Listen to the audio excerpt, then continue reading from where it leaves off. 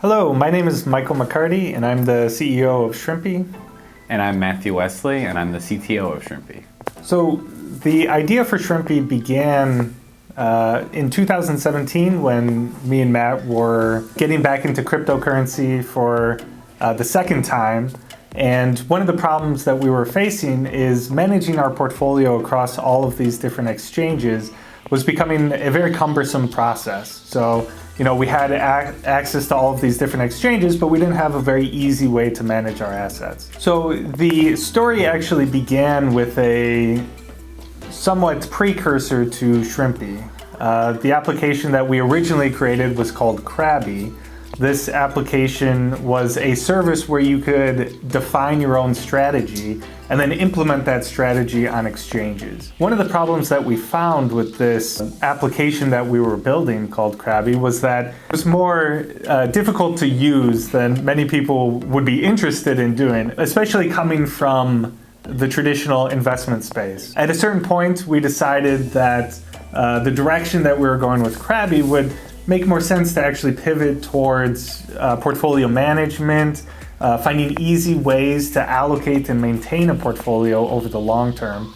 So around January 2018, we launched the first version of Shrimpy, which at the time was just a very easy to use rebalancing application where customers can come in, they could input the allocations for all of their assets that they wanted, and then we would maintain those allocations over time. When we started, we built this application. We were sharing it around, getting other people to use it, getting feedback, and trying to grow it. And then at some point, we started going for investment. And then as we were doing that, we went, we did a number of different pitches. We went to different investors. And it did take a decent amount of time for us to get that funding. One of the things that sort of surprised me when we were going through that process is after we had met Ali Reza, who was the one who sort of helped us start our round, and he was the first institutional investor that sort of believed in us to the point that they were willing to give us money. Mm-hmm. And I remember first we gave a pitch at Plug and Play. They invited us to do a pitch, and I thought it went okay. There was another company that was actually pitching something kind of similar to what we were doing. Right. But they invited us back about a month later, and when we were going into it, I was like, they invited us a month later. Like, they're probably not that interested. But within a couple minutes of meeting Ali Reza, I remember one of the things he was talking about, like our business plan and like all of these things. And then towards the end, he was just like, all right, well, I think we could just, give you guys like $150,000 or something like that. And we're like, oh, like that's it? Like do we just sign the papers now? Like, what do we do? Like, we had no idea what we were doing. So we actually got into the crypto space in 2012, 2013. When we started mining cryptocurrency in our dorm room. So we had a bunch of those crate boxes, put a bunch of GPUs in those. And then we're mining like Dogecoin and stuff like that. Whatever, it was like a pool. Yeah. Whatever worked at the time, yeah. Since then, we've definitely grown a lot. And not only that, we have employees all over the place in every time zone in the US and even in other countries. So we've gotten now to a team of 17. Yeah, 17. Hopefully it's the right number.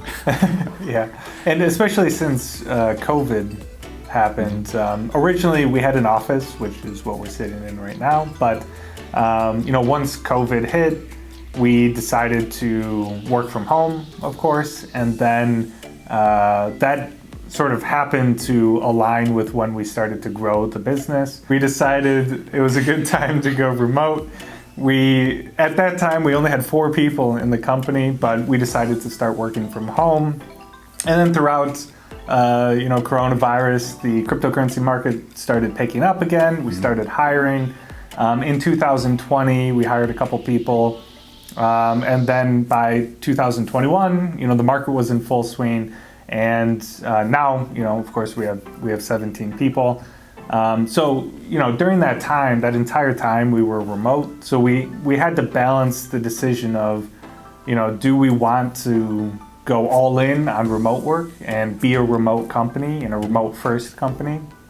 Or in the future, will we have offices? Will we have people working in co-locations? Yeah, so ultimately we decided that we were going to become a remote company and allow everybody to work from home, hire remotely, and create a process that we can effectively work together. We think this is the way that our company can scale. We, currently, as Matt said, have employees all across the United States, eventually probably throughout the world. So we want to have the freedom and the flexibility to hire wherever and whenever we can. As far as like where we want to go, we want to be the place to go to where you interface with cryptocurrency. We'll connect to all the different exchanges, all these different dexes, all of that kind of stuff.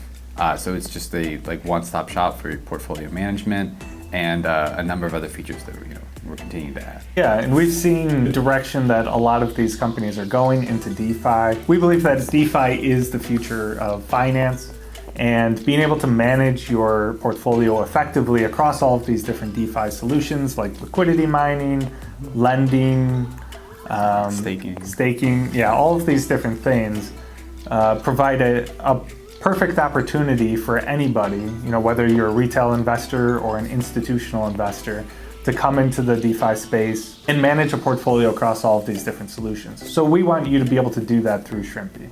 So in the future, 5 years from now, we see the ability to lend assets on Shrimpy, do staking, do yield farming, do any of these sort of DeFi, or take advantage of any of these DeFi opportunities that you might have. And in 5 years, there's probably going to be more. So, if you asked somebody a year ago about yield farming, they would say, I have no idea what you're talking about, because, only a few people were sort of dabbling in the idea of yield farming.